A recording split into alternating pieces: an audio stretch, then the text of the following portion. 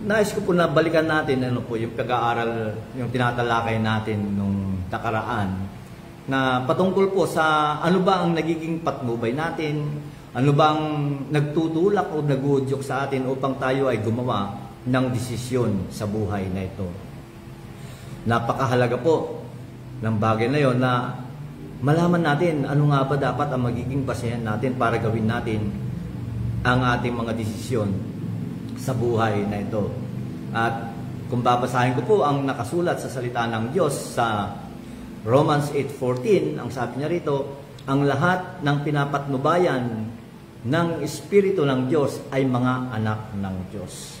Kaya pinapakita po rito na ang patnubay natin, ang basehan natin para gumawa ng desisyon sa buhay nito ay walang iba kundi ang patnubay ng banal na Espiritu ng Diyos. Kung tayo po ay mga anak ng Diyos, marapat lamang ng patnubay natin ay ang banal na Espiritu ng Diyos. At sa verse 16, ang sabi niya rin po sa Romans chapter 8, verse 16, ang Espiritu ang nagpapatotoo. Ayan, siya yung witness. Ayan, siya yung nagpapatotoo. Kasama ng ating Espiritu na tayo'y mga anak ng Diyos.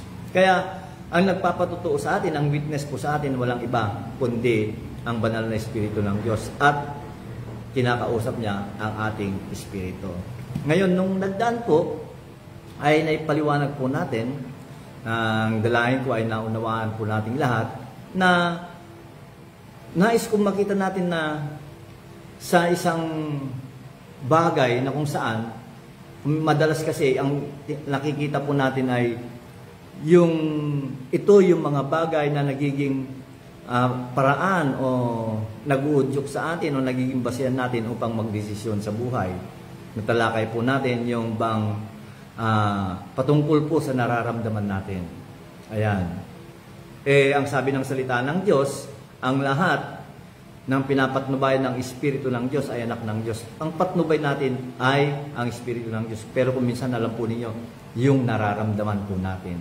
Ayan. Napakahirap po na ganun ang magiging basehan natin. Isang napakadaling halimbawa, hindi po ba? Sa mga magkakakilala, magkakaibigan. Ayan. Or, kumbaga, meron tayong mga common na mga kaibigan. O sa church na lang, hindi po ba?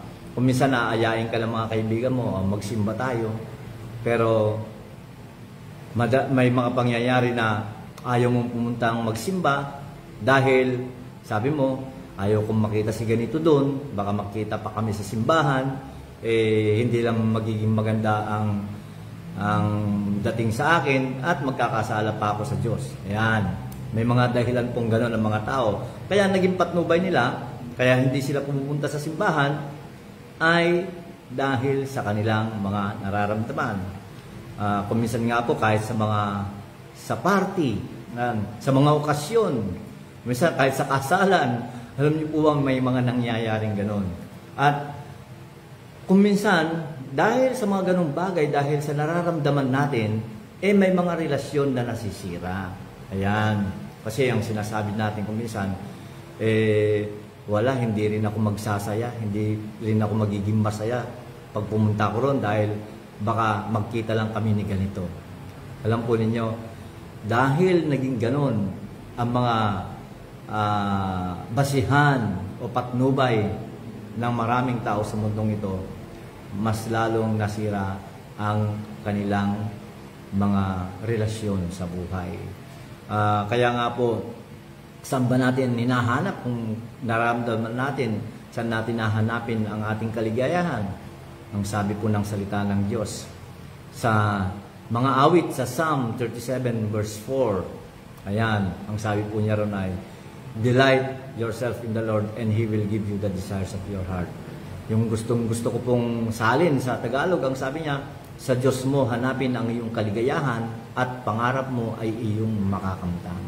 Praise God, alam po, kung ang patnubay natin lagi walang iba kundi ang Panginoong Diyos, talagang pangarap nga naman natin ay patuloy na ipagkakaloob ng Diyos sa bawat sa atin. At ang paliwanag ko nga pong isa ron, nung sinabi niya na, delight in the Lord always and He will give you the desires of your heart. Mismo ang Diyos, kung Sa Diyos natin nilahanap ang ating kaligayahan. Yung Diyos mismo ang maglalagay ng mga nais niya. Yung mga magiging nasa natin sa buhay na ito. Yan. Siya ang maglalagay ng mga bagay na dapat natin maging pangarap sa buhay na ito.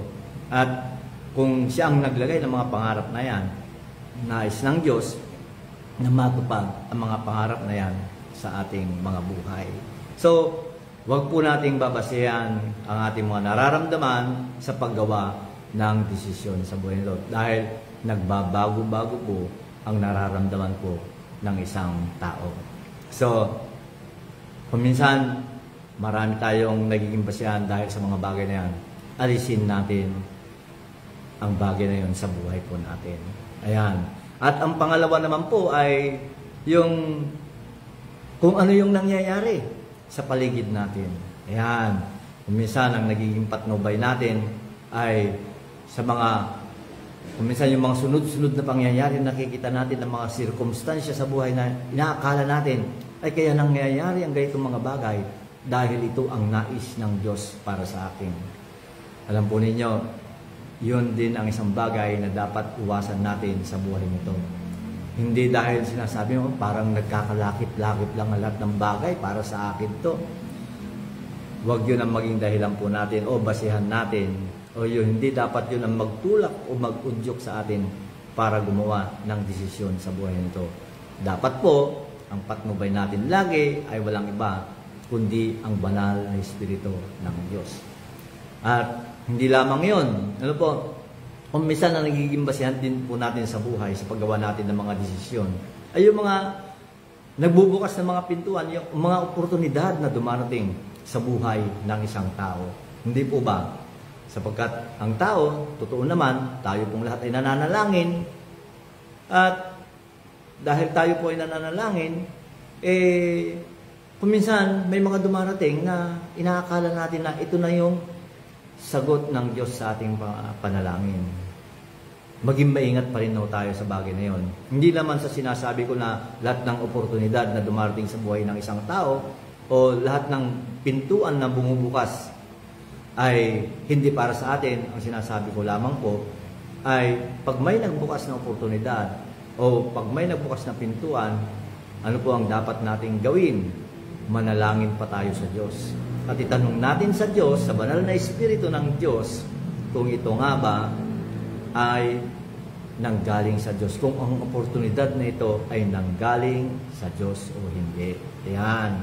At malalaman din naman natin kung ito ngayon ay galing sa Diyos, ay panalangin pa natin kung kailan natin gagawin ang hakbang para pasukin ang pintuan na yon. Dahil maaaring ang Diyos ang nabukas, pero hindi lahat ng pintuan ay para sa bawat isa sa atin. Hindi lahat ng oportunidad ay para sa bawat isa sa atin.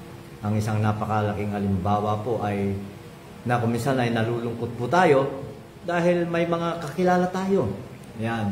May mga pamilya na nawawalay sa isa't isa dahil may mga nagbubukas ng pintuan. Halimbawa, sa ibang bansa. Yan. Nagkakawatak-watak ang pamilya dahil kuminsan dahil sa mga ganitong mga oportunidad na dumarating sa buhay ng isang tao. Kaya, marapat lang na kailangan nating ilapit o isangguni ito sa Diyos. Sapagkat ang sabi ng salita ng Diyos sa Kawikaan, sa Proverbs 3, 5, and 6, trust in the Lord with all your heart. Lean not on your own understanding. In all your ways acknowledge Him, and He shall direct your path.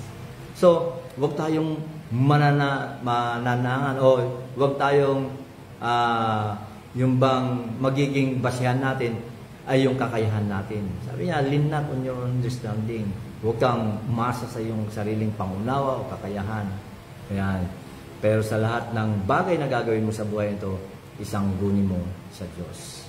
At isasayos niya ang iyong kaparaanan. So napakahalaga na makita po natin ang bagay na yun. At of course, nasabi ko kanina na ang lahat ng pinapatnubayan ng Espiritu ng Diyos ay mga anak ng Diyos. Paano ba maging anak ng Diyos? Ayan yung isang tanong dahil siyempre gusto natin, tayo ba ay nakakasiguro na anak tayo ng Diyos? Kung minsan, sabi nga nila, ay napakadaling sagutin ang bagay na yon na sasabihin natin, bakit kayo lang bang anak ng Diyos? Kahit kami ay anak ng Diyos. Pero kung titignan po natin ang sinasabi po ng salita ng Diyos, kung ano titignan po natin, basahin ko lamang po ang nakasulat sa John chapter 1. Sa gayon ay maliwanagan pa tayo upang malaman natin na tayo nga ay anak ng Diyos at marapat lamang na maging patnubay natin ay walang iba kundi ang Espiritu ng Diyos. Bakit po? Sapagkat ito ang magbibigay sa atin ng katiyakan sa gagawin natin na desisyon sa buhay na ito. Ang sabi po ng salita ng Diyos sa John chapter 1, verse 10. Umpisahan ko sa verse 10. Sa Tagalog ko po babasahin. Sabi po niya rito, dumating ang salita sa sanlibutan, ngunit hindi siya kinilala ng sanlibutang ito na nilikha sa pamamagitan niya. Ang tinutukoy na salita po rito ay walang iba kundi ang Panginoong Hesukristo, sapagkat ang sabi ng salita ng Diyos, kung titignan natin sa verse 1 ito po, nang pasimula ay naroon na ang salita. Ang salita ay kasama ng Diyos at ang salita ay Diyos. Sa simula ay kasama na niya ang Diyos. So makikita natin yung salita ng sinasabi niya. At ang sabi niya sa verse 10, dumating ang salita sa sanlibutan, ngunit hindi siya kinilala ng sanlibutang ito na nilikha sa pamamagitan niya. Pumunta siya sa kanyang bayan, ngunit hindi siya tinanggap ng sarili niyang kababayan. Ang Panginoong Hesus hindi siya tinanggap ng sarili niyang kababayan. Subalit ang lahat ng tumanggap at sumampalataya sa kanya ay binigyan niya ng karapatang maging mga anak ng Diyos. So yung mga tumanggap at nanampalataya sa ating Panginoong Hesus, ay yun lang ang binigyan niya na magkaroon ng karapatang maging anak ng Diyos. And of course, sabi natin, paano yung salita na bakit sinasabi mo na siya ang Panginoong Hesus? Ang sabi po niya kasi sa verse 14, John chapter 1 verse 14, ang salita ay naging tao at nanirahan sa piling namin. Nakita namin ang kaluwalhatiang tunay na kanya bilang kaisa-isang anak ng Ama. Siya ay puspos ng kagandahang loob at ng katotohanan. So, ang tinutukoy na salita ay walang iba kundi ang Panginoong Diyos. Pero ang nais ko makita rito, ang sabi ng salita ng Diyos sa verse 12, subalit ang lahat ng tumanggap sa ating Panginoong Diyos at sumampalataya sa Kanya ay binigyan niya ng karapatang maging mga anak ng Diyos. Ayan.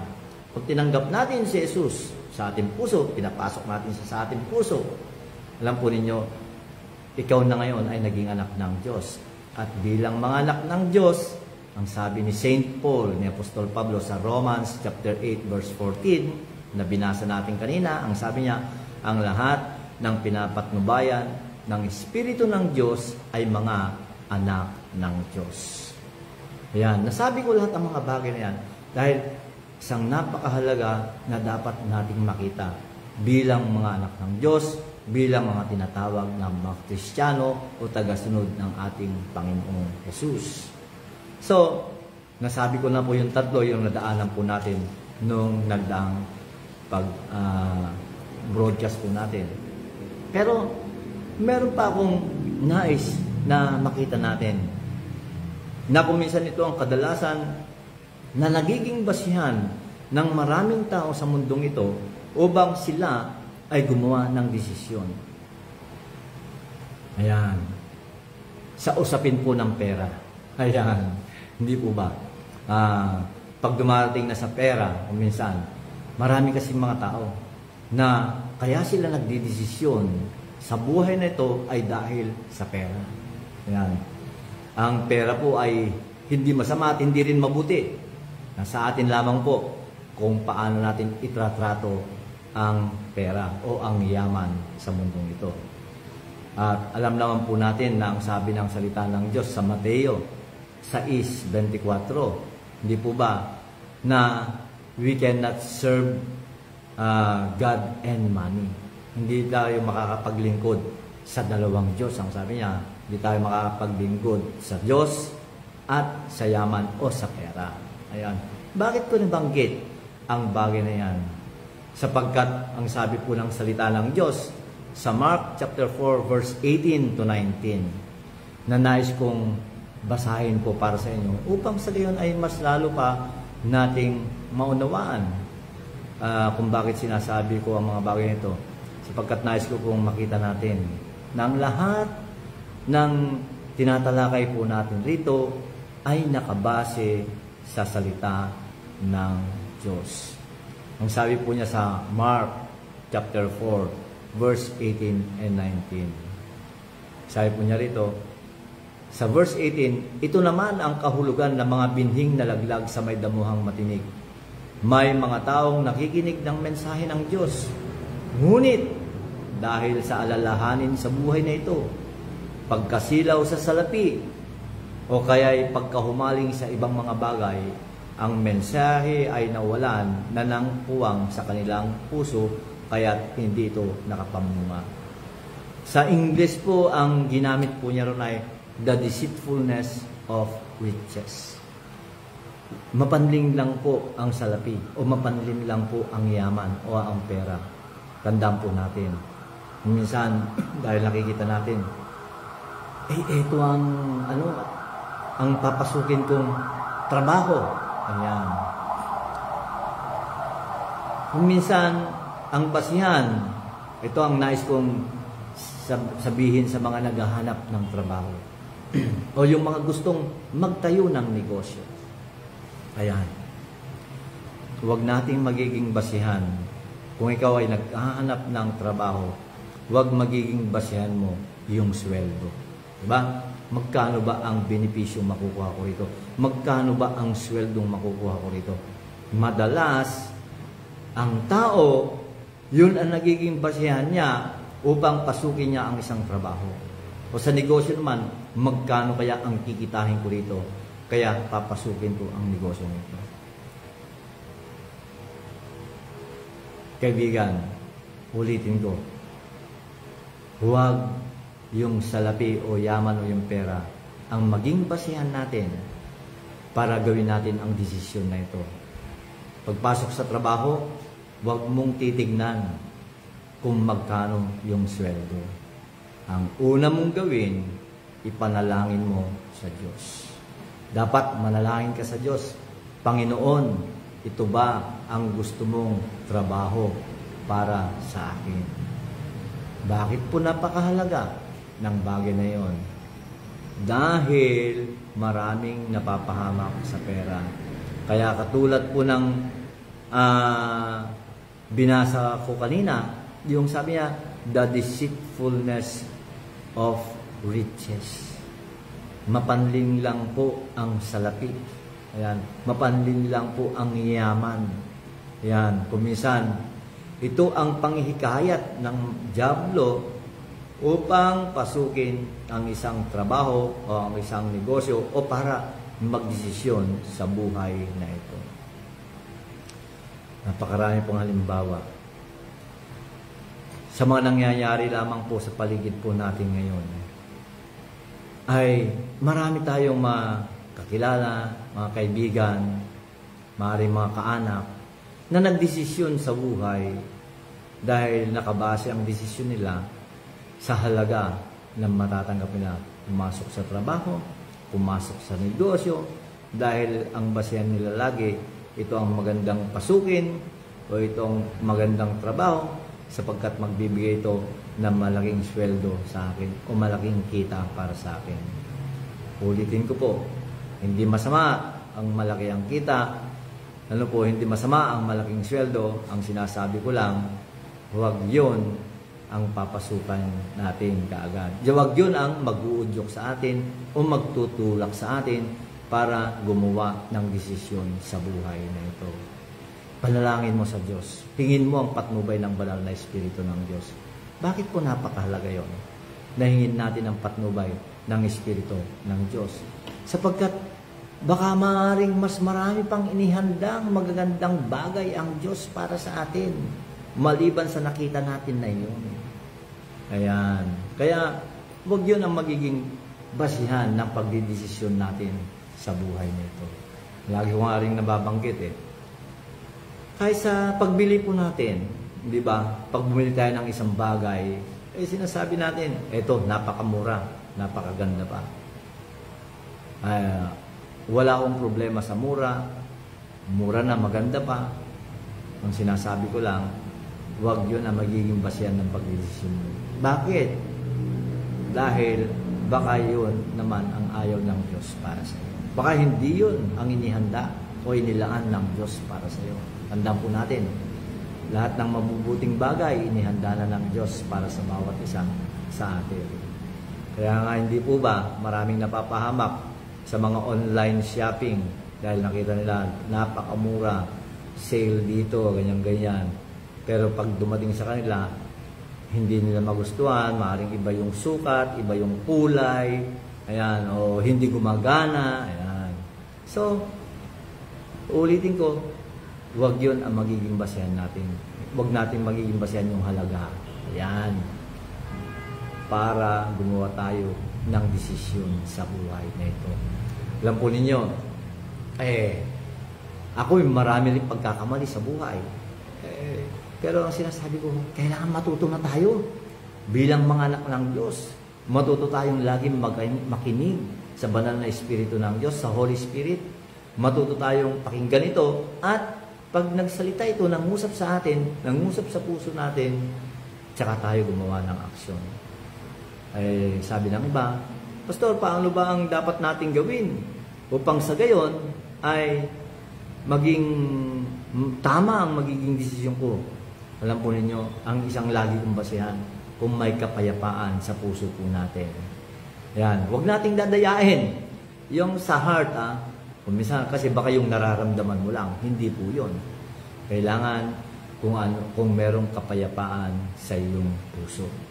Ayan, isang bagay na yun ang patnubay ng banal na Espiritu ng Diyos sa atin. So, napakahalaga po na malaman natin ang mga bagay ito upang sa gayon ay hindi tayo malilang, hindi tayo mapahamak. Bakit po? Sapagkat mismo ang kawikaan ang nagsasabi rin, na sabi niya, there is a way that seems right to men.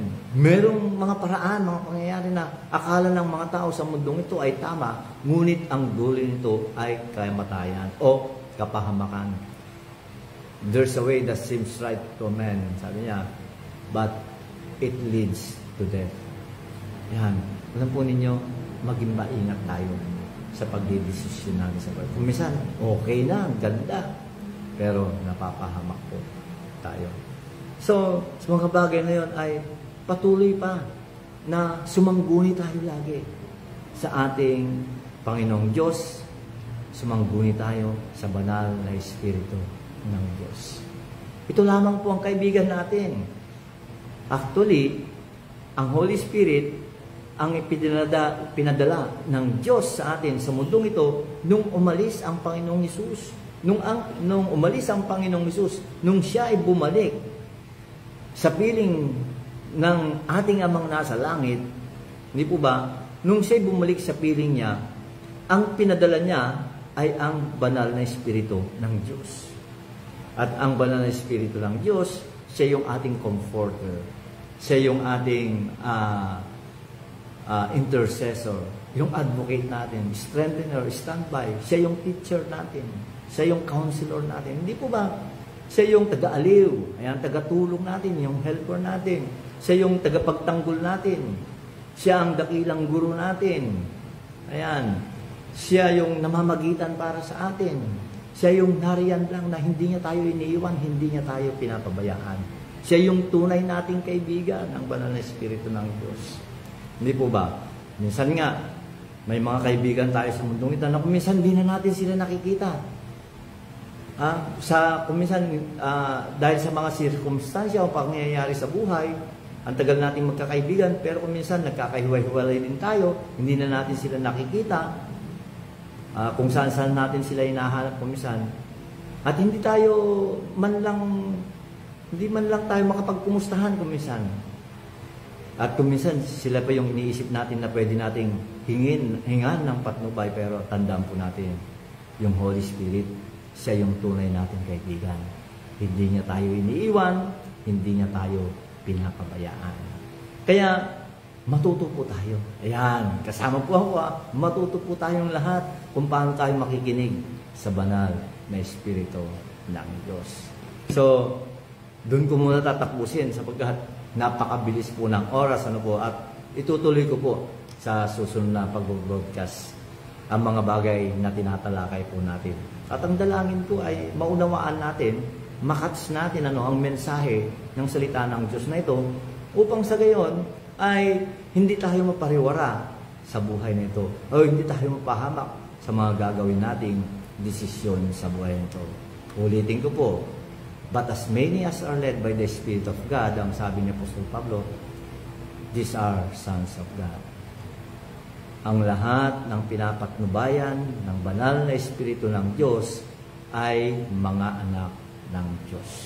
Kaibigan, kung nasa iyo si Kristo, kung tinanggap mo si Kristo sa iyong puso bilang sarili mong Diyos at tagapagligtas, ikaw ngayon ay anak na ng Diyos at pinapatnubayan ka ng banal na Espiritu ng Diyos.